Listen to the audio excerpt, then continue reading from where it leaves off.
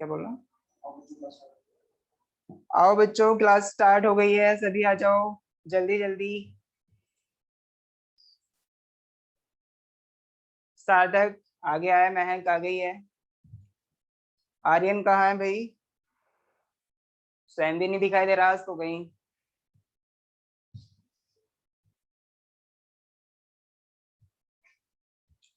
सार्थक अपनी video on करो बेटा, महक आप भी।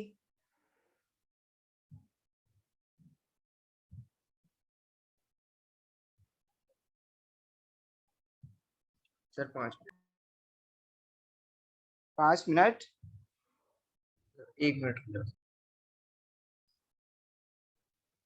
सर एक्चुअली आज बारिश की वजह से नेट का बहुत प्रॉब्लम हो रहा है। अच्छा बेटा, आप सही करें एकदम। आज यहाँ पे सर भी अगर बहुत बड़ी वीडियो प्रॉब्लम हो गई थी। तो आपकी ऑडियो ब्रेक हो जाएगी। अच्छा अच्छा, जो एक्सरसाइज बी में हमारी हमने कुछ क्वेश्चंस किए थे ना बेटा।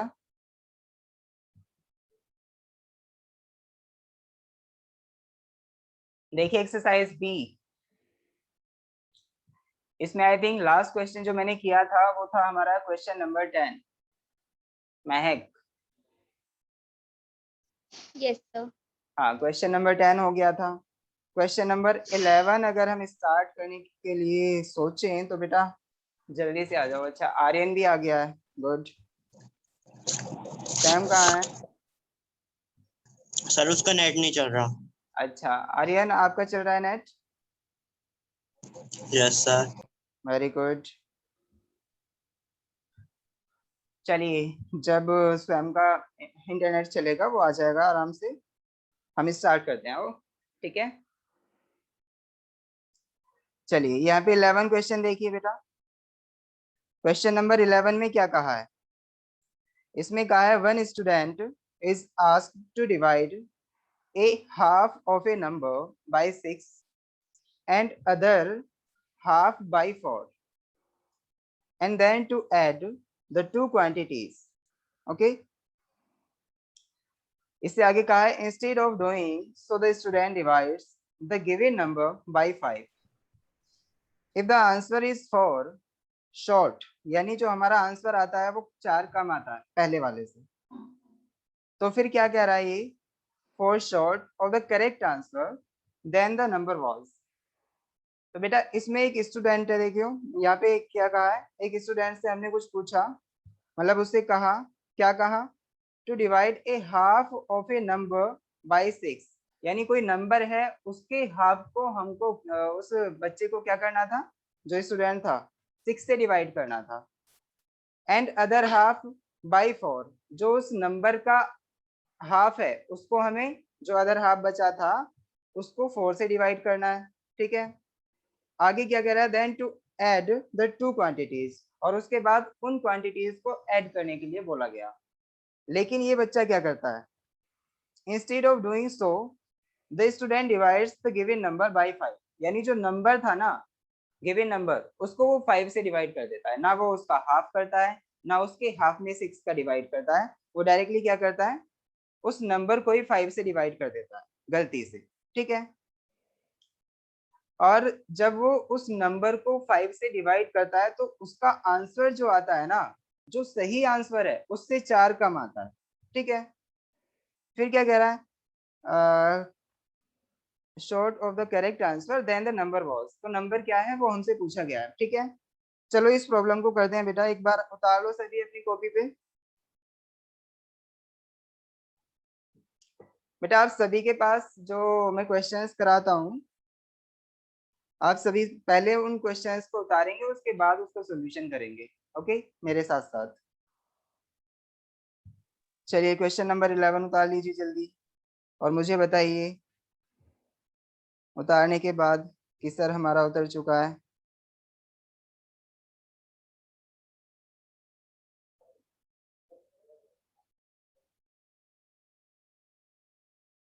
हो गया बेटा? महक आपका उतर गया? No sir. उतार लो बेटा जल्दी।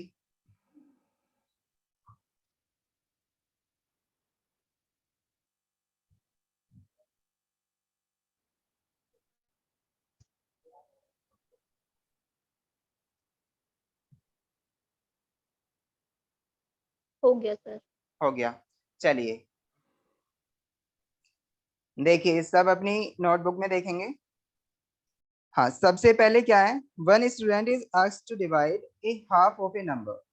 तो सबसे पहले एक नंबर की बात छिड़ी है, तो हम क्या करेंगे, एक नंबर मान लेंगे अपने पास से, क्योंकि हमें वैसे भी क्वेश्चन में जो पूछा है वो नंबर कैलकुलेट करने के लिए ही कहा है कि वो नंबर क्या है। ठीक है, तो जो चीज हमसे पूछी होती है उसी को हम मान लेते हैं, आपको पता है पहले से ही। चलिए, तो सबसे पहले हम क्या करेंगे, लेट नंबर इज एक्स। ठीक है, जो हमारा नंबर है वो एक्स है। अब देखिए, one student is asked to divide a half of a number, तो इसका हाफ कीजिए, इसका हाफ हो गया x/2, और इसको 6 से डिवाइड कीजिए। तो x/2 डिवाइडेड बाय 6 करने के लिए कहा गया, लेकिन वो ऐसा नहीं करता, वो बाद की बात है जो नहीं करता। जो वो करता है उसे हम बाद में लिखेंगे, पहले जो उसे सिचुएशन दी गई है उसे लिख लेते हैं। ठीक है, तो x/2 डिवाइड करते हैं हम 6 से, फिर जो इसका हाफ पार्ट बचा है यानी x/2, उसको डिवाइड करते हैं हम 4 से, और इन दोनों को ऐड कर देते हैं। ठीक है, आगे देखो बेटा, and then add to and then to add the two quantities।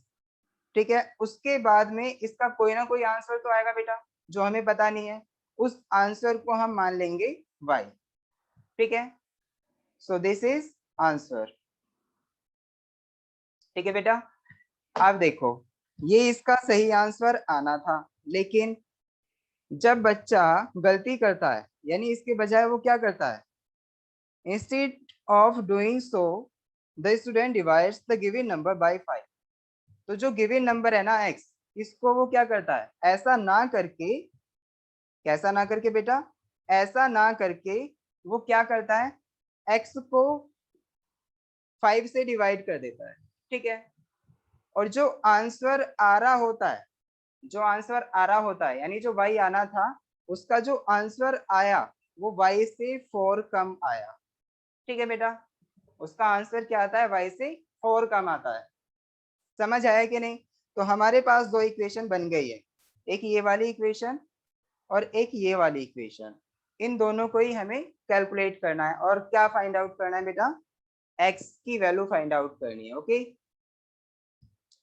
x की वैल्यू फाइंड आउट करनी है, तो हम क्या करेंगे, जब x की वैल्यू फाइंड आउट करनी हो तो हम क्या करेंगे, भाई देखो हमारे इक्वेशन फर्स्ट में y भी आ रहा है, यानी जो आंसर था वो y भी आ रहा है कि नहीं?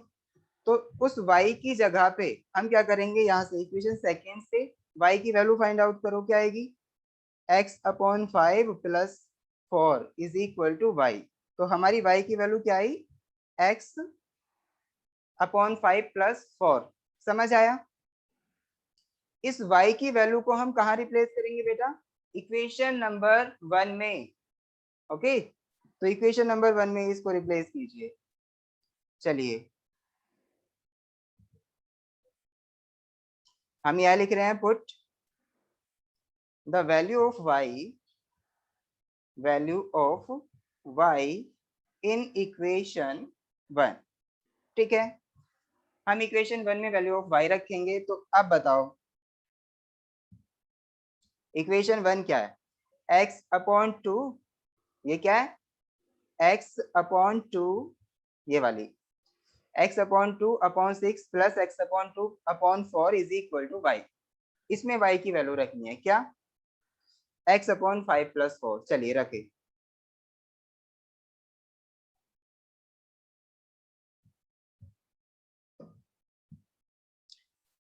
x/2/6। देखिए ये जो /6 है, इसे पहले हम सॉल्व भी कर सकते थे। x/2/4 is equal to y की वैल्यू क्या है, x/5 + 4। मैंने यहाँ पे इसकी y की वैल्यू रख दी। ओके बेटा, रख दिया ना? चलिए, अब हम क्या करेंगे, ये जो 2 है ये तो 6 में मल्टीप्लाई हो जाएगा, या 6 हम 2 में कह सकते हैं कि 6 जो है वो 2 में मल्टीप्लाई हो जाएगा। तो ये x/12 हो जाएगा, प्लस x/8 हो जाएगा, is equal to x/5 plus 4 बन जाएगा। समझ आया कि नहीं? समझ आ रहा है ना बेटा सभी sir. को? गुड। तो अब बताओ, x की वैल्यू तो फाइंड आउट करनी है। इक्वेशन कैसी है मेरी भाई? x की वैल्यू फाइंड आउट करनी है। यहाँ पे लीनियर इक्वेशन दी हुई है x में, और मुझे यहाँ पे x की वैल्यू फाइंड आउट करनी है, तो मैं कर सकता हूँ ना आराम से। आप सब भी कर सकते हैं। मुझे सॉल्व करनी है या आप कर लेंगे अपने आप से? बताओ बेटा। सर हम कर लेंगे। कर लेंगे, वेरी गुड महक। सभी कर लेंगे ना बेटा? आर्यन, सार्थक, यस वेरी गुड। चलिए फिर हम आगे बढ़ते हैं नेक्स्ट प्रॉब्लम पे।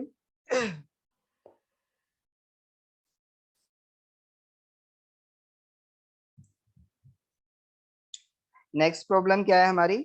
12, क्वेश्चन नंबर 12। देखिए एक बार क्वेश्चन नंबर 12 क्या कहता है बेटा। आप देख पा रहे हैं क्वेश्चन नंबर 12 स्क्रीन पे? चलिए इसमें क्या कहा है देखिए।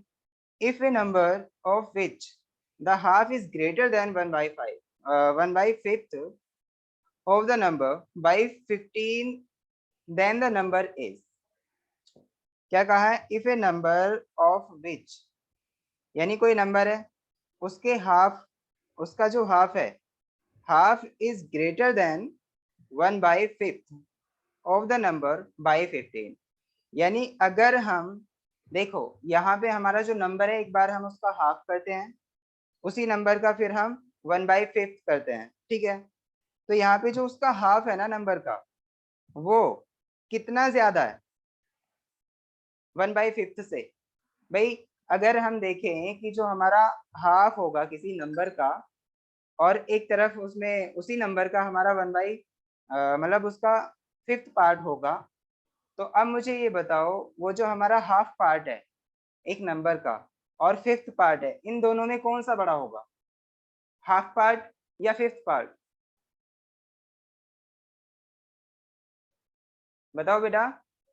हाफ हाफ पार्ट बड़ा होगा या छोटा होगा? बड़ा होगा। हाफ पार्ट बड़ा होगा, वेरी गुड। यानी हाफ पार्ट ज्यादा होगा। तो इसमें क्या कह रहा है, ये जो हमारा हाफ पार्ट ज्यादा है ना, वो कितना ज्यादा है? 15 ज्यादा है, ठीक है? तो यहाँ से हमारी एक इक्वेशन बन जाएगी। पहले हम क्या करेंगे, सबसे पहले हम नंबर मानेंगे। Let us consider the number is x। Let us consider the number is x, ठीक है? हमने नंबर मान लिया है x के इक्वल, ओके? x हमारा जब नंबर हो गया तो इसका हाफ क्या होगा बेटा? x/2, ठीक है? इसका हाफ x/2 हो गया। अच्छा, इसका 1/5 पार्ट क्या होगा? 1/5 पार्ट जो होगा इसका, वो x/5 होगा बेटा। 1/5 पार्ट जो होगा इसका, वो x/5 होगा, ठीक है? तो जब हम इन्हें इक्वल करते हैं, मीन्स ये जो हाफ पार्ट है वो इसके 1/5 से कितना बड़ा है बेटा? 15 ज्यादा है। तो हमें 1/5 पार्ट में 15 ऐड करना पड़ेगा, तभी तो हम इन्हें इक्वल मान सकते हैं बेटा। समझ आया सभी को? देखिए यहाँ पे मैं क्या कह रहा हूँ कि इसका 1 नहीं, यहाँ पे जो इसका हाफ पार्ट है,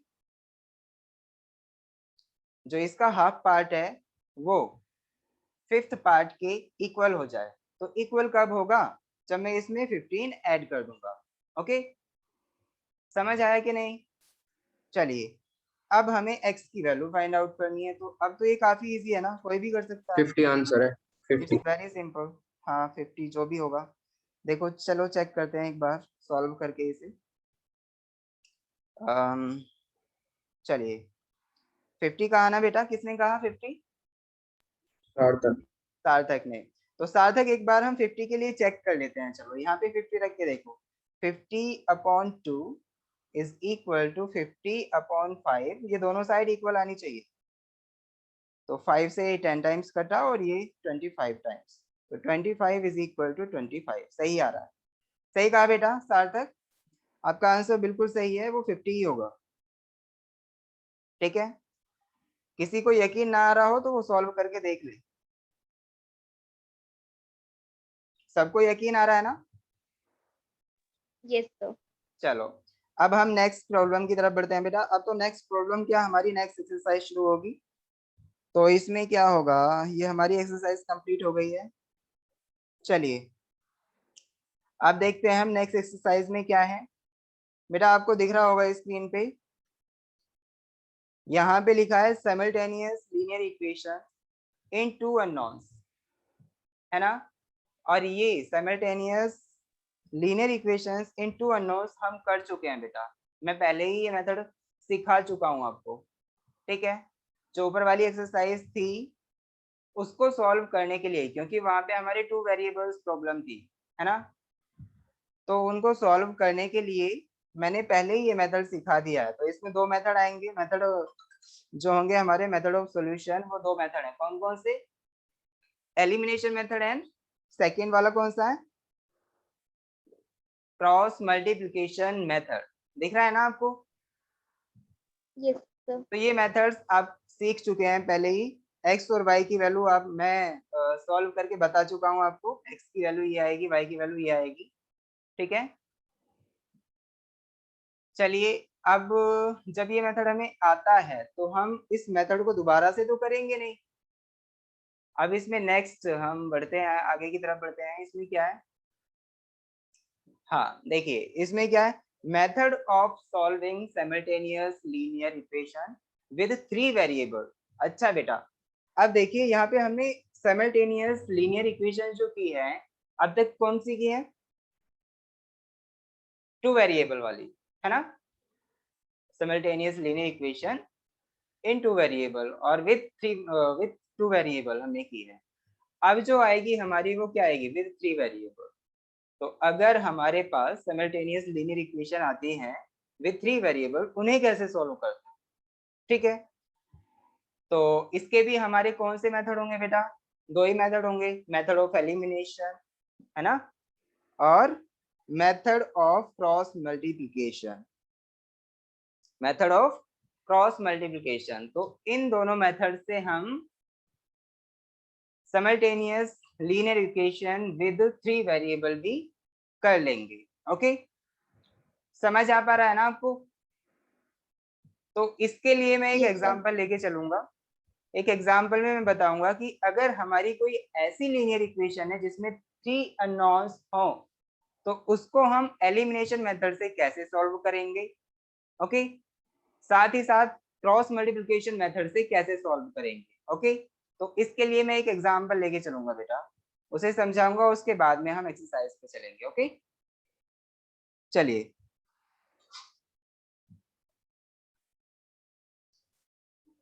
नहीं, तो एक एग्जांपल हम ले लेते हैं बेटा। इसमें जो पहले एग्जांपल दिया हुआ है इसी को लेके चलेंगे और इसी को सॉल्व करेंगे। ओके,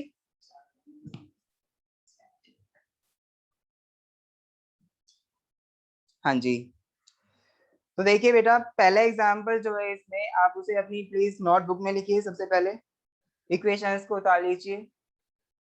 इक्वेशंस क्या है आपके पास, ये आपको पता होना बहुत जरूरी है जब आप सॉल्व करेंगे।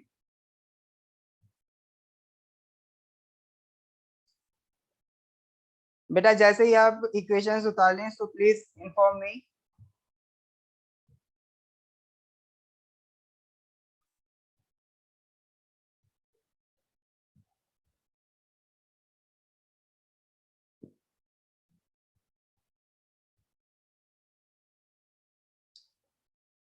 आप सभी ने लिख लिया ना इक्वेशंस?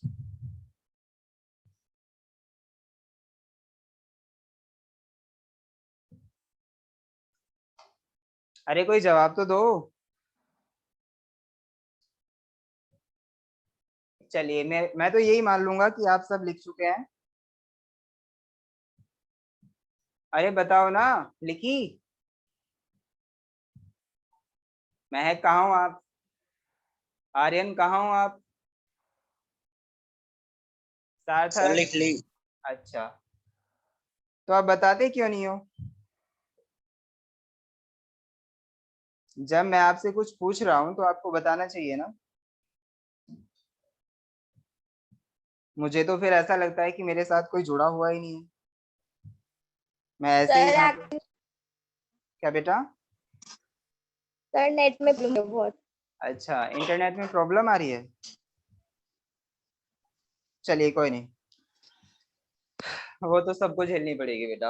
आज मौसम कुछ ऐसा ही हो रहा था, बारिश का, जिसकी वजह से नेटवर्क प्रॉब्लम आती ही है। चलिए, अब जो हम देखने वाले हैं बेटा, वो है method of solving simultaneous linear equation with three variable. Okay, ये हेडिंग आप डाल लें, method of solving simultaneous linear equations with three variable. चलिए,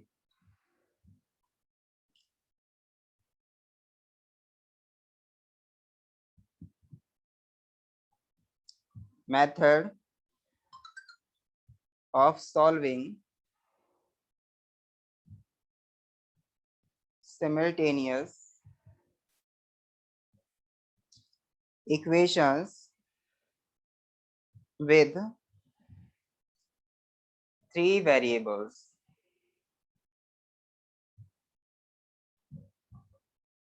ओके बेटा, तो हम यहाँ पे अब ये वाली प्रॉब्लम सॉल्व करने वाले हैं। इसके लिए मैं एक एग्जांपल आपको दे रहा हूँ। एग्जांपल में क्या है, सबसे पहले हमें तीन इक्वेशंस दी हुई है, उन्हें लिखना होगा। तो देखिए यहाँ पे हमारी जो तीन इक्वेशन है वो कौन कौन सी है। चलिए नेक्स्ट पेज ही ले लेता हूँ मैं, वरना बार बार देखना होगा। हाँ, इसमें क्या है, 2x प्लस, एक मिनट, हाँ 2x माइनस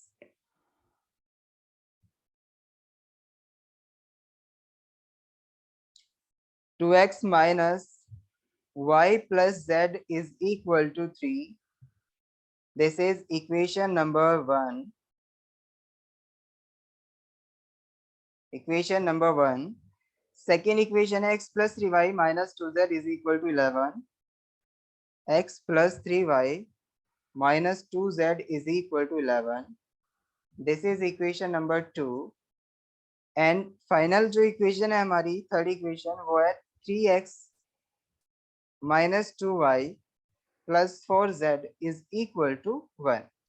तो बेटा हमारे पास जो इसे सॉल्व करने के, यानी ऐसी इक्वेशन जो होंगी जो कि थ्री वेरिएबल्स में हो, उसे सॉल्व करने के जो मेथड है वो कितने हैं हमारे पास?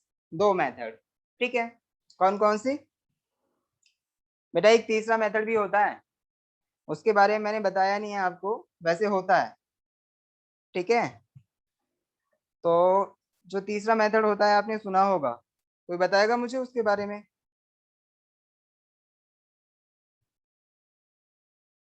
तीसरा मेथड कौन सा होता है बेटा, कोई बताए मुझे उसके बारे में?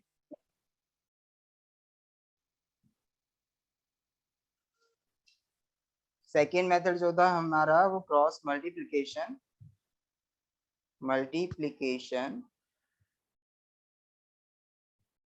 मेथड था। ठीक है, जो थर्ड मैं बता रहा हूं ना आपको, इससे मैं सॉल्व तो करवाऊंगा नहीं क्वेश्चंस, क्योंकि ऐसा इसमें दिया नहीं है कि भाई इस मेथड से भी हम सॉल्व करें। बाकी मैं आपको नाम बता देता हूँ, नाम है इसका सब्स्टिट्यूशन मेथड। सब्स्टिट्यूशन मेथड, समझ आया? सब्स्टिट्यूशन का मतलब मैं बता देता हूँ आपको एक बार। सब्स्टिट्यूशन का मतलब देखिए, अगर मैं x is equal to 2y लेके चल रहा हूँ और यहाँ पे 3x plus y is equal to 1, कुछ इस टाइप की हमें इक्वेशन दी है, तो देखो सब्स्टिट्यूशन का मतलब ये है कि मैं किसी एक इक्वेशन से किसी एक वेरिएबल की वैल्यू फाइंड आउट करूंगा, जैसे x या y की, और नेक्स्ट इक्वेशन में पुट कर दूंगा। तो ये पुट करना जो होता है वो सब्स्टिट्यूट करना होता है। ओके, तो ये जो मेथड होता है हमारा वो सब्स्टिट्यूशन मेथड होता है। ओके बेटा, समझ आ रहा है आपको? मैं इससे कोई क्वेश्चन नहीं करा रहा हूँ, मैं बस दो ही मेथड लेके चलूंगा, और वो है आपकी cross multiplication method and elimination method. Okay, आप सुन पा रहे हैं ना मुझे? बेटा आप सुन पा रहे हैं ना Yes, sir. मुझे? गुड। सर चलिए अब जो हम करेंगे वो प्रॉब्लम करने वाले हैं, ध्यान से देखें। हमारे पास जो इक्वेशन है वो 2x minus y plus z is equal to 3, x plus 3y minus 2z is equal to 11 and 3x minus 2y plus 4z is equal to 1 है। ठीक है, हम सबसे पहले इस इक्वेशन को, यानी ये सारी जो इक्वेशंस हैं इनको कैसे सोल्व करेंगे बेटा? एलिमिनेशन मेथड से। तो एलिमिनेशन मेथड में देखो क्या है, सबसे पहले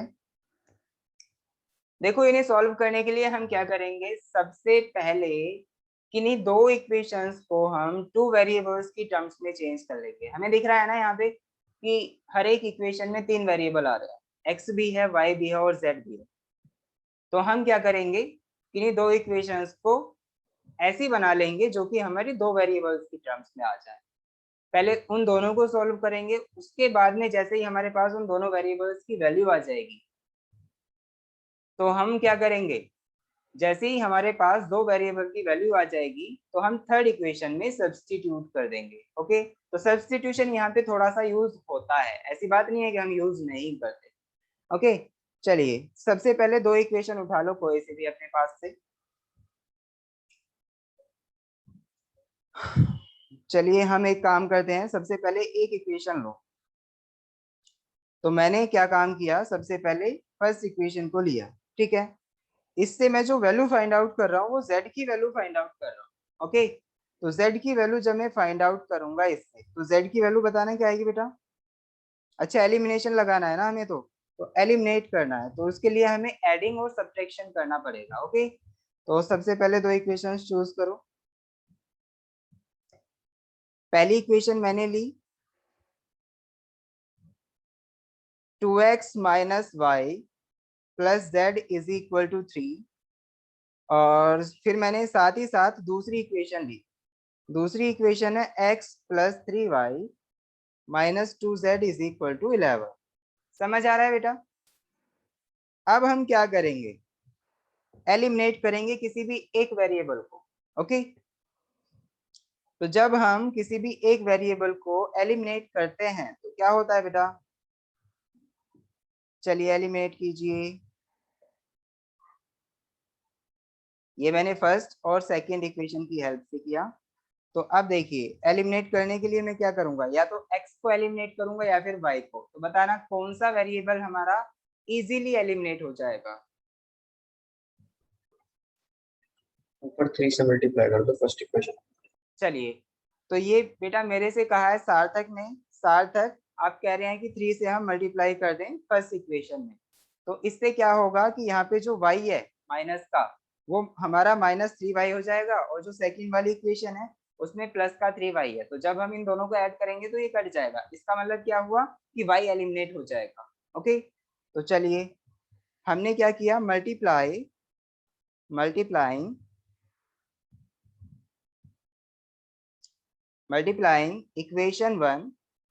इक्वेशन 1 बाय 3। ओके, तो हम मल्टीप्लाई करके इस इक्वेशन को लिखेंगे तो क्या आएगा बेटा?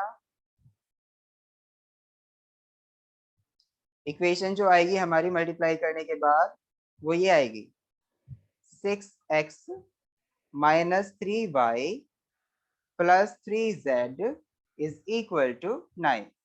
तो ये मेरी एक इक्वेशन जो फर्स्ट है वो ही आई है, लेकिन ये कौन सी, मॉडिफाइड है। मैंने इसको थोड़ा सा मॉडिफाई किया है। ओके बेटा, चलिए इतना तो हमने कर लिया। अब हम एक काम करते हैं,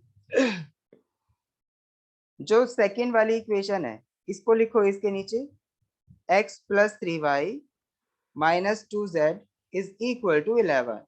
तो इन दोनों से हम y को एलिमिनेट कर देंगे एडिंग करने पे। तो एडिंग से हमारा y एलिमिनेट हो जाएगा। तो जब हम ऐड करेंगे तो ये भी प्लस ही रहेगा, ये भी प्लस ही रहेगा, ये माइनस का माइनस ही रहेगा और ये प्लस का प्लस ही रहेगा। कोई साइन चेंज नहीं होता ऑन द एडिंग। तो ये हमारा क्या हुआ, 6x एंड 1x कितना हो गया बेटा, 7x। ये हमारा कैंसिल हो जाएगा, मीन्स कट जाएगा 3y माइनस के और प्लस के 3y। ठीक है, तो दोनों कैंसिल हो जाएंगे। या हम ये भी कह सकते हैं 3y में से अगर 3y जाएंगे तो वो 0 बचेगा।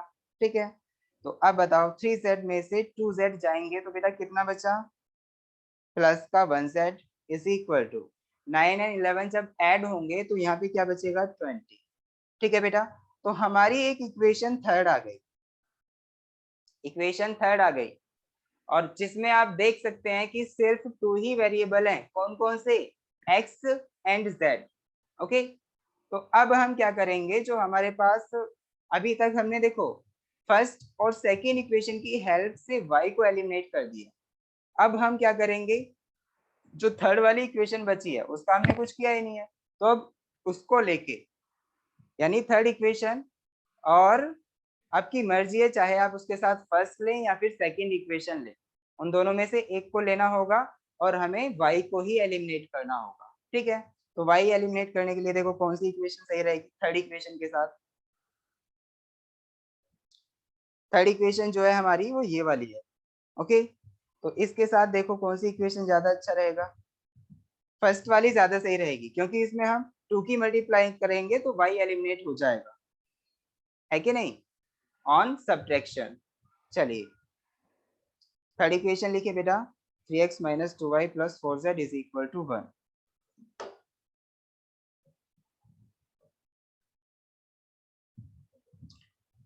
Three x minus 2y plus 4z is equal to 1, this is our equation third. तो अब मैं क्या कर रहा हूं, इसके साथ एक और इक्वेशन को लेके चलूंगा, 2x minus y plus z is equal to 3। ठीक है बेटा, ये इक्वेशन थर्ड थी और ये इक्वेशन फर्स्ट थी। तो अब मैं क्या करूंगा, देखिए मैं अगर इक्वेशन फर्स्ट में किससे मल्टीप्लाई करूं बेटा, y को एलिमिनेट करने के लिए, मुझे y एलिमिनेट करना है ना, 2 तो y एलिमिनेट करने के लिए हम इक्वेशन फर्स्ट में मल्टीप्लाई करेंगे 2 से। ओके, तो मल्टीप्लाइंग, सर हाँ बेटा, सर जैसे आपने 1 और 3 क्वेश्चन लिया, 2 और 3 भी ले सकते हैं। बिल्कुल ले सकते हैं, मैंने अभी कहा आपसे आप कोई सी भी इक्वेशन ले सकते हैं 3 के साथ। ठीक है, फर्स्ट भी और ठीक है सर। सेकेंड भी। तो multiplying multiplying by 2 in equation first. ठीक है बेटा, इक्वेशन फर्स्ट, तो ये क्या बनेगी हमारी इक्वेशन फर्स्ट, 4x माइनस, यहाँ पे देखो मैंने 2 की मल्टीप्लाई कर दिया पूरी इक्वेशन में, तो 4x minus 2y plus 2z is equal to 6। समझ आया, 3 में जब 2 की मल्टीप्लाई होगी तो वो 6 बन जाएगा। तो ये मेरी इक्वेशन फर्स्ट थी, मैंने इसको फिर से मॉडिफाई किया। ओके बेटा, समझ आ रहा है ना। चलिए यस। अब सर हम क्या इक्वेशन 1 में करेंगे, -2 से मल्टीप्लाई नहीं, हाँ -2 से भी मल्टीप्लाई कर सकते हैं, फिर हमें सब्ट्रैक्ट करने की भी जरूरत नहीं पड़ेगी, सिर्फ एडिशन से ही काम चल जाएगा। ओके, -2 से ही मल्टीप्लाई कर सकते हैं आप, आपकी मर्जी है बेटा, आप जैसे भी सॉल्व करना चाहें, बस आपका y एलिमिनेट होना चाहिए, चाहे वो एडिंग करके हो रहा हो, चाहे वो सब्ट्रैक्शन करके हो रहा हो, चाहे वो किसी भी चीज की मल्टीप्लिकेशन से हो रहा हो। ओके, चलिए इसके नीचे अब हम थर्ड इक्वेशन को लिख लेंगे, 3x minus 2y plus 4z is equal to 1। अब बताओ सब्ट्रैक्ट करने पे y एलिमिनेट हो जाएगा ना, है ना, हो जाएगा ना बेटा, सब्ट्रैक्ट करने पे y एलिमिनेट। चलिए सब्ट्रैक्शन में हमारे साइन चेंज हो जाते हैं, तो जो प्लस का वो माइनस बन जाएगा, जो माइनस का है वो प्लस का बन जाएगा, और जो प्लस का है वो माइनस, और जो प्लस का है वो माइनस। ओके, क्योंकि जब हम माइनस की मल्टीप्लाई करते हैं तो साइन चेंज हो जाते हैं सभी के। ओके, चाहे वो माइनस का हो या फिर प्लस का, समझ आ गया होगा आपको। चलिए अब देखिए, अब मुझे बताओ क्या क्या कट रहा है, -2y से +2y कट रहा है ना, कट रहा है ना बेटा, समझ आ रहा है ना आप सबको, अरे बोलो यार, कोई तो बोलो। सर हाँ, तो यहाँ पे 4x माइनस 3x कितना हुआ बेटा, 4x में से अगर 3x जाएंगे तो कितना बचेगा 1x, ये बचेगा ओनली x। ठीक है, ये हमारा 0 हो गया कटने के बाद। 2z में से 4z जा रहे हैं, 2z में से 4z सब्ट्रैक्ट हो रहे हैं, तो कितना बचेगा माइनस का 2z। ठीक है, माइनस का 2z इज इक्वल टू 6 में से अगर 1 जाएगा तो कितना बचेगा 5। ठीक है बेटा, तो ये हमारी इक्वेशन 4 हो गई। समझ आया आपको? अब देखिए इक्वेशन 3 और इक्वेशन 4 जो है उन दोनों में ही कौन सा वेरिएबल है, कौन कौन से वेरिएबल हैं, x और z, और हम इन दोनों को आसानी से सॉल्व कर सकते हैं। ओके, तो जैसे ही हम इन दोनों को सॉल्व करेंगे तो x और z की वैल्यू आ जाएगी, और x z की वैल्यू हम किसी भी एक इक्वेशन में सब्स्टिट्यूट करके z की वैल्यू तो है हमारे पास, y की वैल्यू फाइंड आउट कर सकते हैं। ठीक है, समझ आ रहा है? चलिए अब हम देखते हैं जो हमारी इक्वेशन नंबर 3 थी वो क्या थी। इक्वेशन नंबर 3 क्या थी?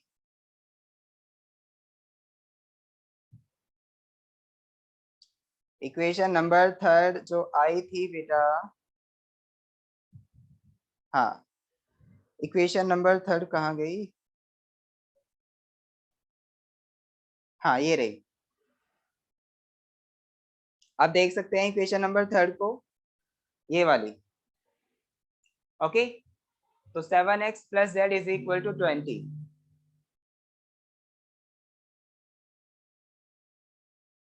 चलिए इसे सॉल्व करते हैं।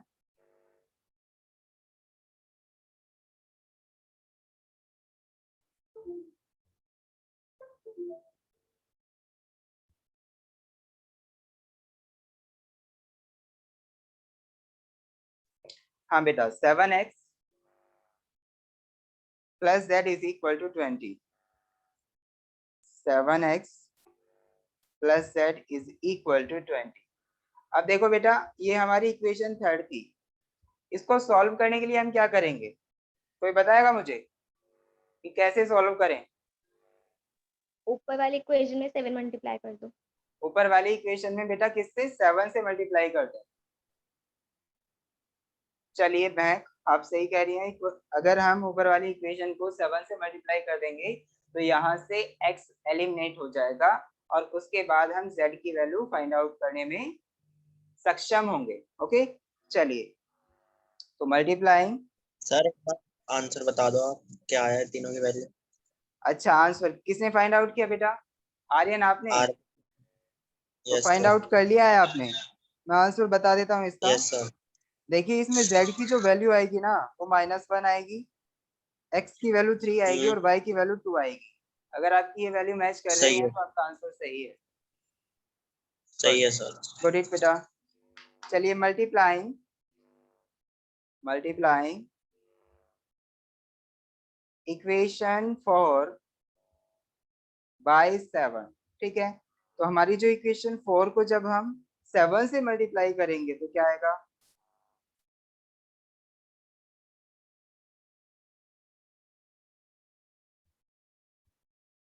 इक्वेशन 4 को 7 से मल्टीप्लाई करने पे बन जाएगी हमारी 7x। मैं यहीं पे मॉडिफाई कर रहा हूँ बेटा, 7x, यहाँ पे ये 2 की जगह कितना हो जाएगा 14z, ये हो जाएगा 14z।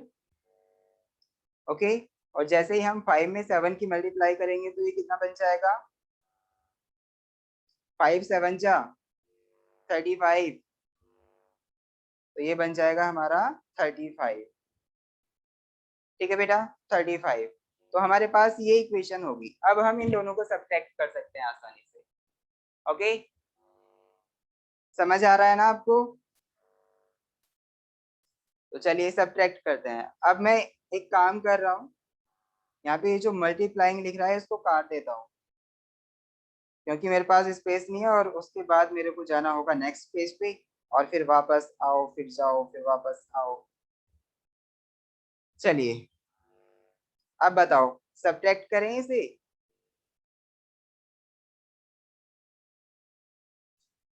सब्ट्रैक्ट कर रहे हैं बेटा, माइनस ये प्लस का था माइनस हो गया और ये हमारा माइनस हुआ, तो ये तो कैंसिल हो गए, 7x और 7x माइनस और प्लस के दोनों कैंसिल हो गए हैं। अब बताओ -14z और -z इज इक्वल टू क्या होगा, -15z इज इक्वल टू 20। अगर 35 में से 20 जाए तो कितना बचेगा बेटा, 15। तो z इज इक्वल टू क्या आया, 15 अपॉन -15 मीन्स ये क्या बचेगा, यानी z की वैल्यू मेरी निकल के आ गई है बेटा -1 के इक्वल। समझ आया आपको? तो z की वैल्यू जैसे ही आई हमारी, x की वैल्यू फाइंड आउट कर लेंगे। ओके, तो x की वैल्यू फाइंड आउट करने के लिए हम z की वैल्यू यहाँ इक्वेशन थर्ड में रख सकते हैं। ओके, चलिए इक्वेशन थर्ड को हम याद रखेंगे, 7x plus z is equal to 20। 7x plus z is equal to 20। इसमें अगर हम z इज इक्वल टू -1 रख देते हैं तो x की वैल्यू आ जाएगी ना बेटा, 7x -1 इज इक्वल टू 20। तो x 7x is equal to क्या आ जाएगा, 20 प्लस 1 मीन्स 21। तो x ये क्या आया 7x, x is equal to क्या बचेगा बेटा, 21 अपॉन 7। ओके, तो 7 से हम जब यहाँ पे इसमें डिवाइड करेंगे 21 में तो कितना आएगा, 3 के equal, x is equal to 3। Okay, अब देखिए बेटा हमारे पास x की भी वैल्यू है और z की भी वैल्यू है, y की वैल्यू फाइंड आउट करनी है, तो हम कहाँ रखें कि हमारी y की वैल्यू आ जाए, x और z की वैल्यू कहाँ रखें कि हमारी y की वैल्यू आ जाए, कोई बताएगा मुझे?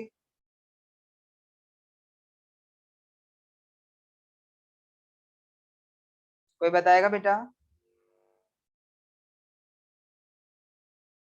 चलिए, आई थिंक कोई नहीं बताएगा मुझे, मुझे अपने आप से ही करना पड़ेगा, है ना। चलिए सबसे पहले हम देखेंगे जो हमारी इक्वेशन नंबर 1 है 2 है, ये क्या है। तो इक्वेशन नंबर 1 एक बार मैं रिमाइंड कर रहा हूँ आपको, इक्वेशन नंबर 1 जो थी हमारी वो 2x minus y plus z is equal to 3 थी। 2x minus y plus z is equal to 3। Z की वैल्यू है मेरे पास, z इज इक्वल टू -1 और x की वैल्यू हमारे पास 3 है। तो इन दोनों वैल्यूज को मैं कहाँ करूंगा, पुट करूंगा इस वाली इक्वेशन में जो मेरी फर्स्ट इक्वेशन थी, पुट इन इक्वेशन फर्स्ट। समझ आ पा रहा है ना आप सभी को? तो मेरी किसकी वैल्यू आ जाएगी बेटा, y की वैल्यू आ जाएगी। चलिए हम y की वैल्यू फाइंड आउट कर लेते हैं, इस क्वेश्चन को हम कहीं छोड़ेंगे नहीं, पूरा करके ही दम लेंगे।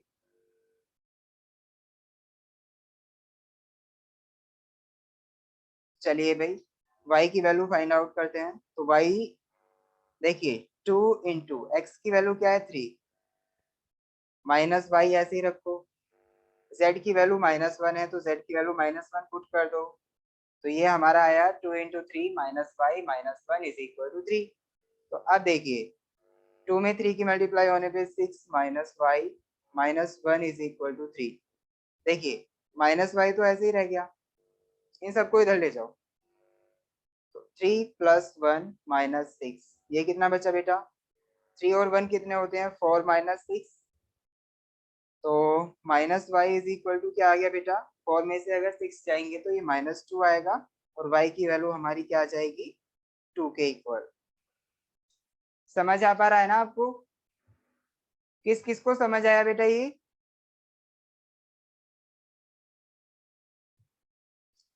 बेटा हम सारी की सारी वैल्यूज को फाइंड आउट कर चुके हैं, x की वैल्यू भी आ गई, y की भी आ गई, z की भी आ गई।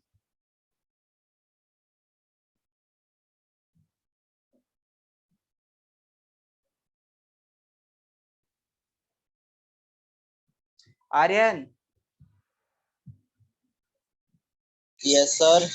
आपने सॉल्व कर लिया था ना ये? Yes sir. अच्छा, बाकी किसी को कोई प्रॉब्लम तो नहीं है ना इसे सॉल्व करने में? मैंने पूरा क्वेश्चन समझाया है तो अब कोई प्रॉब्लम नहीं आनी चाहिए। अब देखिए बेटा मैं इस क्वेश्चन का क्रॉस मल्टीप्लिकेशन मेथड से सॉल्यूशन नहीं करना चाह रहा, बाकी हम क्रॉस मल्टीप्लिकेशन मेथड से भी इसको सॉल्व कर सकते हैं। क्रॉस मल्टीप्लिकेशन मेथड के लिए मैं कोई और दूसरा एग्जांपल लूंगा। ओके, चलिए कोई दूसरा एग्जाम्पल चुनते हैं क्रॉस मल्टीप्लिकेशन मेथड के लिए।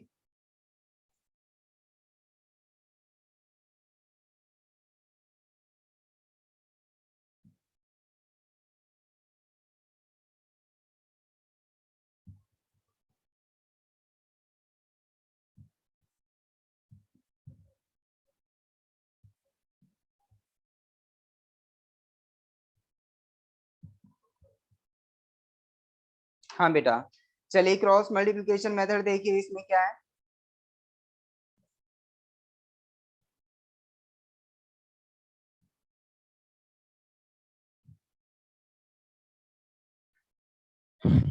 देखो बेटा, क्रॉस मल्टीप्लिकेशन मेथड कुछ भी नहीं है, जैसे हमने पहले किया था ना, जब हमारे पास simultaneous linear equation in two variable थी, तो उसमें हमने जो क्रॉस मल्टीप्लिकेशन मेथड किया था, तो हम क्या करते थे, हम सबसे पहले इक्वेशन को किस फॉर्म में लेते थे, सबसे पहले इक्वेशन को कौन सी फॉर्म में लिखते थे बेटा, x1 y1 x2 ऐसे।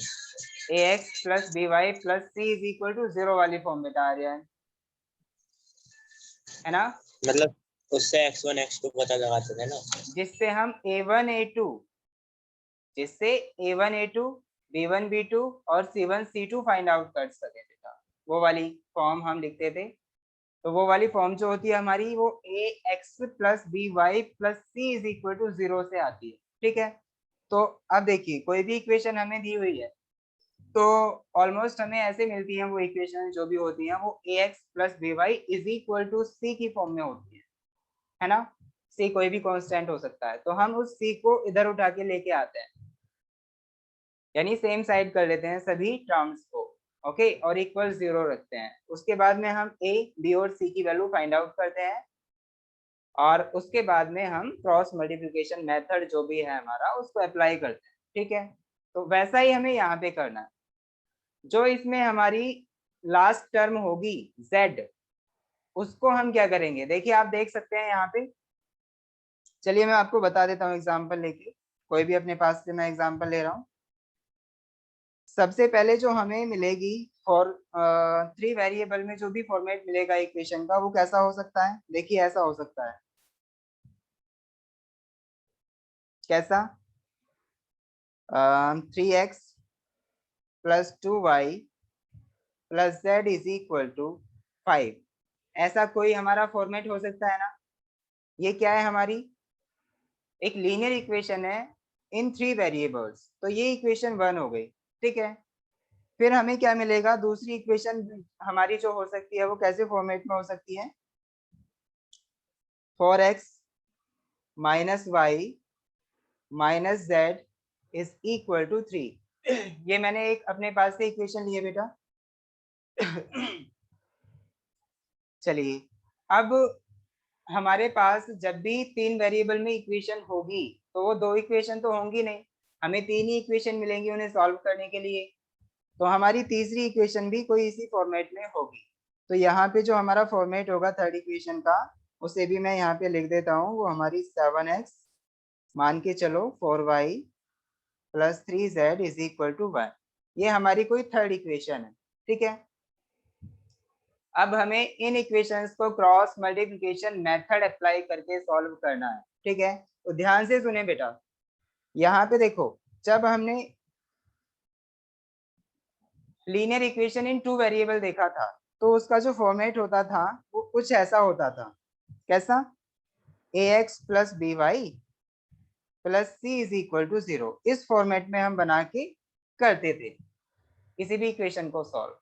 तो अब भी हमें इसी फॉर्मेट में बनाना है, ठीक है। अब भी क्या करना है, इसी फॉर्मेट में बनाना है। तो देखो, मैं इक्वेशन 1 को इसी फॉर्मेट में बनाऊंगा, आप बताना मुझे कि सी की वैल्यू क्या आ रही है, ठीक है। इक्वेशन 1 को इसी फॉर्मेट में बनाऊंगा, यानी 3x plus 2y plus z minus 5 is equal to 0। तो अब बताओ बेटा, मुझे सी की वैल्यू इस फॉर्मेट में आने के बाद क्या लग रही है आपको, सी की वैल्यू क्या बेटा, सार्थक आप कुछ कह रहे हैं, सर 2। 2, सी की वैल्यू 2 लग रही है आपको, सर बी बोला आपने सी बोला? मैंने सी बोला है -5 आपसे। महक आप बताओ। अच्छा सी सी -5 -5 सी है? नहीं, सर वन। देखिए आप इससे कंपेयर कीजिए, आपने किसी ने भी सही नहीं बताया। देखिए आप इससे कंपेयर कीजिए। अब देखिए यहाँ पे x का कोफिशिएंट a है, तो a की वैल्यू मींस x का coefficient means a is equal to 3 आ जाएगा। दिख रहा है आपको? वैसे ही y का कोफिशिएंट क्या है बेटा? b। और b ऐसे ही यहाँ पे y का कोफिशिएंट जो है वो 2 है, तो b की वैल्यू हमारी 2 हो जाएगी। समझ आया? अब मुझे ये बताओ, जो इसमें टर्म बची है वो c बची है, तो मींस बची हुई टर्म जो होगी हमारी वो c होगी ना, टोटल z-5। समझ आया कि नहीं? Yes sir. z yes minus sir. 5 जो होगा वो हमारा टोटल c होगा। ओके, जब भी हम क्रॉस मल्टीप्लिकेशन मेथड अप्लाई करेंगे तो सबसे पहले यही काम करना होगा कि हमें c देखना होगा, c क्या आएगा। तो हम जो भी टर्म हमारी राइट हैंड साइड में होंगी उन सबको हम लेफ्ट हैंड साइड में लेके आएंगे, और इनके अलावा जो भी बचेगा वही हमारा c होगा। समझ आया? z-5 is c। तो अब मुझे ये बताओ, सेकेंड इक्वेशन से अगर मैं c की वैल्यू फाइंड आउट करना चाहूँ तो क्या आएगी? जल्दी बताओ, अब तो आप बता देंगे सबके सब।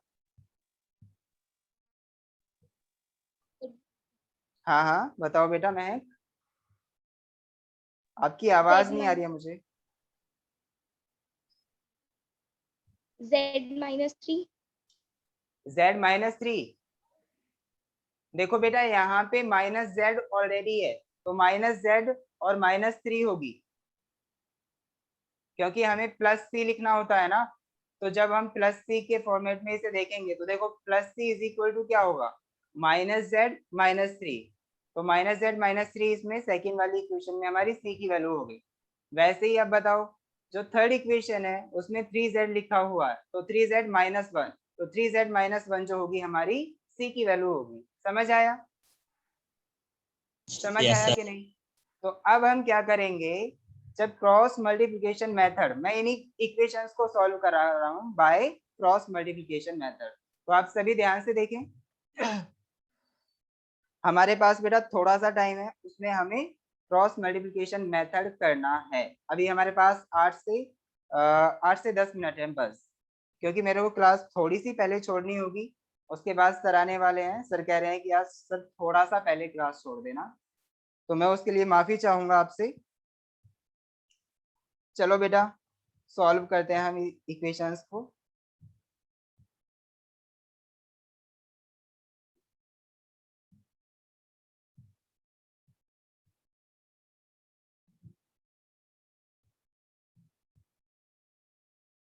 चलिए, हाँ जी, आप बताओ। सबसे पहले हम किन्हीं दो इक्वेशंस को लेंगे, क्रॉस मल्टीप्लिकेशन में भी हम वही करेंगे कि दो इक्वेशंस को चूज करेंगे। तो हमने लेट अस सपोज फर्स्ट और सेकंड इक्वेशन को चूज किया, ठीक है। तो हम क्या कर रहे हैं, इसको उसी फॉर्मेट में लिखेंगे। तो ये हमारी इक्वेशन जो होगी 3x + 2y + z-5 is equal to 0। तो यहाँ पे जो हमारा z-5 है वो c की वैल्यू होगी। वैसे ही अब बताओ, सेकंड वाली इक्वेशन जो है हमारी वो 4x - y - z-3 is equal to 0, ठीक है। तो देखिए यहाँ पे अगर मैं इसको ब्रैकेट में लिखना चाह रहा हूँ c की वैल्यू को, तो इसका मतलब ये यहाँ पे प्लस होगा। देखो अब प्लस की अगर मैं अंदर मल्टीप्लाई करता हूँ ना इसमें, तो इससे कोई भी फर्क नहीं पड़ने वाला, वो उतना ही रहेगा, ठीक है। तो बस मेरे को क्या c की वैल्यू मिल गई, और c की वैल्यू को मैंने ब्रैकेट के अंदर लिखा है। ओके बेटा, समझ आया? चलिए अब हम सॉल्व करने वाले हैं यहाँ पे c की वैल्यू क्या आएगी, सॉल्व करते हैं। चलिए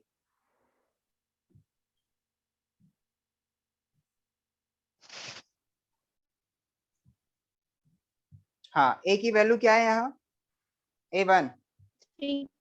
a1 is equal to 3, a2 is equal to 4। बेटा एक बार इसे नोट कर लो, a1 is equal to 3, a2 is equal to 4, b1 is equal to 2, b2 is equal to -1, C1 is equal to Z minus 5 and C2 is equal to minus Z minus 3. Okay, ये सारी values हम लिख चुके हैं। तो अब बताओ cross multiplication method में हम क्या करते हैं, वही सेम तरीका। चलिए मैं नेक्स्ट पेज पे जा रहा हूँ, आप मुझे बताएंगे A1 A2 B1 B2 और C1 C2 की वैल्यू क्या है। A1 A2 is equal to क्या है बेटा, 2 3 and and minus 4। 1. B1 B2 क्या है, B1 B2 क्या है, 2 or minus 1. 2 और 2 और minus 1। Very good. 2 and minus 1, ठीक है। C1 C2 बताओ बेटा। C1 Z minus 5 C1 जो है हमारा वो Z माइनस 5 है और C2 जो है वो और माइनस Z माइनस 3 है ना बेटा, यही है ना हमारे पास सारी वैल्यूज। तो जब हम cross multiplication Yes, sir. Method, कब simultaneous linear equation in two variable, जब हमने वो इक्वेशन सॉल्व की थी जो कि 2 वेरिएबल में थी, तो हमने क्या किया था, x y और 1 लिखते थे, है ना बेटा। उसके बाद क्या होता था, यहाँ पे B1 B2 फिर C1 C2 फिर A1 A2 फिर B1 B2, फिर से यही आ जाता था, है कि नहीं, समझ आया आपको। तो Yes, अब sir. भी हमें सेम ऐसे ही करना है। तो यहाँ पे देखो v x अपॉन क्या आ जाएगा, B1 C2 minus B2 C1, तो B1 C2 minus B2 C1। Okay, y upon ये क्या है, C1 A2 minus C2 A1, C1 A2 minus C2 A1 is equal to 1 upon A1 की B2 में multiply, A2 की B1 में multiply, तो A1 B2 minus A2 B1। समझ आया आपको। अब हमारे पास सभी वैल्यूज हैं, C1 की भी है, C2 की भी है, B2 की भी है, B1 की भी, A1 और A2 सारी वैल्यूज हैं। हम यहाँ पे पुट करेंगे, फिर देखेंगे बेटा हमारी x की जो वैल्यू आएगी वो भी z की टर्म में आएगी और y की जो वैल्यू आएगी वो भी z की टर्म में आएगी। तो जब हमारी x और y दोनों z की टर्म में है, तो हम जो थर्ड इक्वेशन बची थी ना बेटा, जो थर्ड इक्वेशन बची थी, या जो भी मर्जी हम किसी भी इक्वेशन में रखना चाहें उसी इक्वेशन में रख सकते हैं, ठीक है। ऐसा नहीं है कि बस थर्ड इक्वेशन में ही रखे, वो आपकी मर्जी है, किसी भी इक्वेशन में रख लीजिए आप ये x और y की वैल्यूज। बस ये है कि हमारी पूरी की पूरी इक्वेशन जो बन के आएगी वो z की टर्म में आ जाएगी और z की वैल्यू वहां से हम कैलकुलेट कर सकते हैं, ठीक है। जैसे ही z की वैल्यू आ जाएगी हमारी, फिर हम जो हमारे पास यहाँ से x की वैल्यू आएगी इन टर्म्स ऑफ z की वैल्यू पुट करके x की वैल्यू फाइंड आउट कर लेंगे और y की वैल्यू भी फाइंड आउट कर लेंगे। चलो मैं बताता हूँ आपको। अच्छा, किन किन बच्चों के बात पल्ले नहीं पड़ी, स्टेटमेंट घना ही लंबा हो गया था ऐसा लग रहा है मुझे। हाँ बेटा,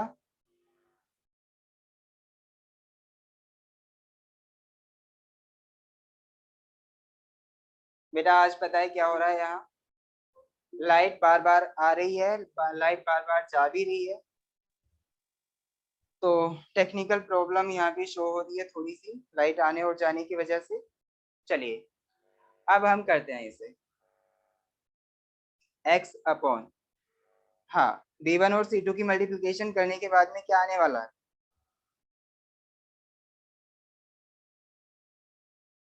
B1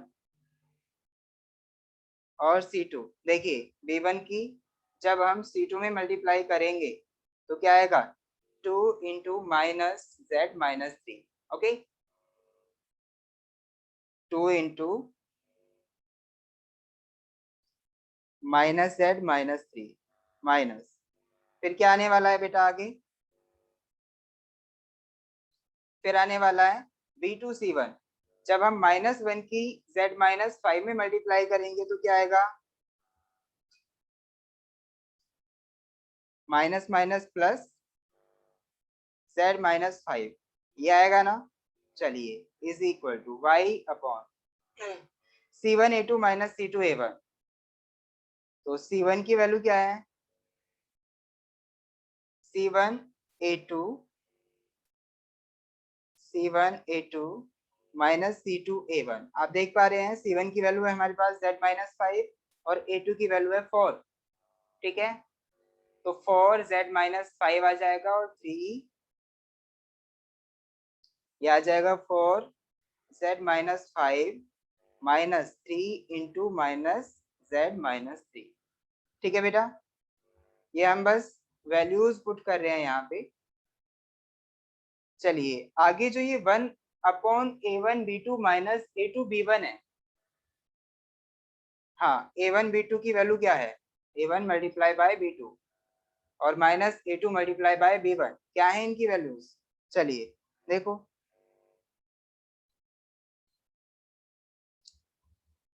A1 B2 यानी -3 आ जाएगा, अभी है हमारे पास स्पेस। 1/A1 की वैल्यू हमारे पास 1 है और B2 की वैल्यू है -3, नहीं 3 और -1 है बेटा, तो 3 - 1 मीन्स इन दोनों की मल्टीप्लाई -3 के इक्वल। ठीक है, A2 B1 4 मल्टीप्लाई बाई 2, तो 4 मल्टीप्लाई बाई 2, तो यहाँ पे -4 में 2 की मल्टीप्लाई होगी तो 8। समझ आ रहा है ना सबको? बेटा समझ आ रहा है ना आपको? Yes sir. अच्छा यस सर। चलिए, तो x अपॉन, देखिए यहाँ पे इसको सॉल्व कर लेते हैं थोड़ा सा। x अपॉन अंदर 2 की मल्टीप्लाई कीजिए तो -2Z माइनस 3Z सॉरी 6। देखिए जब 2 की हम -3 में करेंगे तो यहाँ पे -6 आएगा, plus Z minus 5 is equal to y upon 4Z -4 5 जा 20 माइनस -3 की -Z में करेंगे तो minus minus plus 3Z minus minus plus 3 जा 9 इज इक्वल टू 1 अपॉन -11। समझ आया? चलिए अब हम x अपॉन -2Z और प्लस Z, बेटा कितने होते हैं? -Z -6 और -5 कितने होते हैं?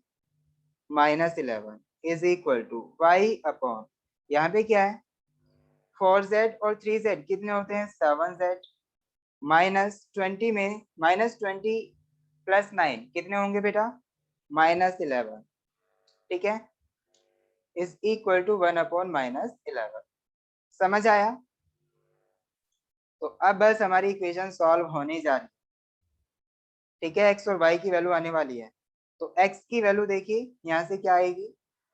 जब हम x फाइंड आउट करेंगे तो फर्स्ट वाली और ये थर्ड वाली टर्म हम लेंगे और ये सेकेंड वाली टर्म है। ठीक है, तो देखिए फर्स्ट टर्म और थर्ड टर्म से हमारा क्या आता है? x upon -z minus 11 is equal to 1 upon -11। तो x is equal to -z minus 11 -z minus 11 divided by -11। समझ आ रहा है ना आपको? तो x की वैल्यू मेरी ये आ चुकी है बेटा, y की ओर फाइंड आउट कर लो। यहाँ से y की वैल्यू क्या आएगी? y upon 7z minus 11 is equal to -1 upon 11। तो 7z माइनस 11 की तरह मल्टीप्लाई करेंगे तो ये हमारा क्या आएगा? y is equal to -7z plus 11 upon 11। समझ आया कि नहीं? तो आ गया। हमारी x की वैल्यू भी आ गई, y की वैल्यू भी आ गई। अब अगर इन दोनों वैल्यूज को हम किसी भी इक्वेशन में रख दें, हमारे पास 3 इक्वेशन है बेटा, इन दोनों वैल्यूज को किसी भी इक्वेशन में रख दो तो हमारी जो पूरी की पूरी इक्वेशन होगी, चाहे जो कोई सी भी हो, मान लो हम फर्स्ट में रख रहे हैं, तो पूरी की पूरी फर्स्ट इक्वेशन जो होगी वो z की टर्म में आएगी। ओके, और z की टर्म में जैसे ही हमारी कोई इक्वेशन मिलेगी तो हम उससे z की वैल्यू तो फाइंड आउट कर सकते हैं ना। कर सकते हैं ना? Yes sir. हाँ, तो जैसे ही z की वैल्यू आएगी उसे हम यहाँ पे पुट करेंगे और यहाँ पे भी पुट करेंगे, तो हमारी x और y की वैल्यू भी आ जाएंगी। समझ आया आपको?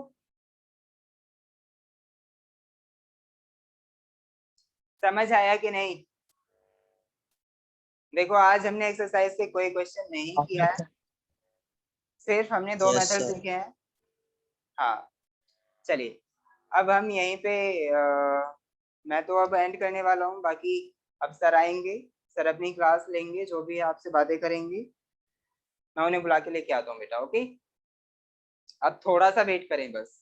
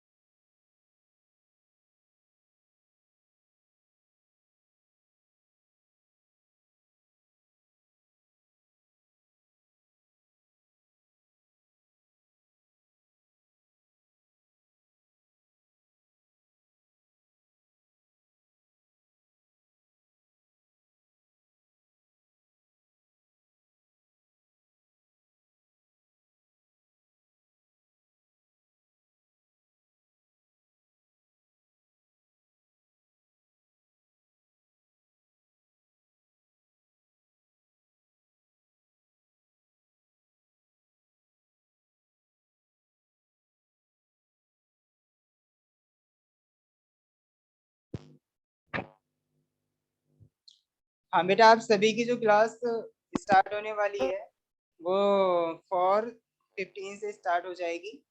सो अभी मैं मीटिंग बस एंड कर रहा हूँ, ठीक है? सर क्या बोला सर, मैंने एग्जिट कर दिया था, बता दो दोबारा। मैं ये कह रहा हूँ कि आपकी जो नेक्स्ट क्लास स्टार्ट होगी वो आपकी होगी 4:15 से स्टार्ट। तो अभी हम मीटिंग एंड कर रहे हैं, वो भैया अपने आप से लिंक भेज के आपको दोबारा से कनेक्ट होंगे, ठीक है? मीटिंग स्टार्ट होगी।